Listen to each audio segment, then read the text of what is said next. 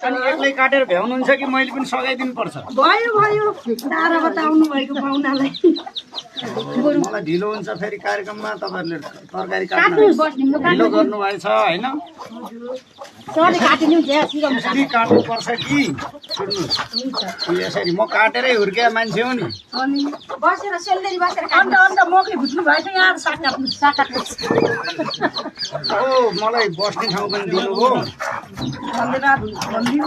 धेरै मसिनो पार्नुहुन्न के साग, धेरै मसिनो पार्दाखेरि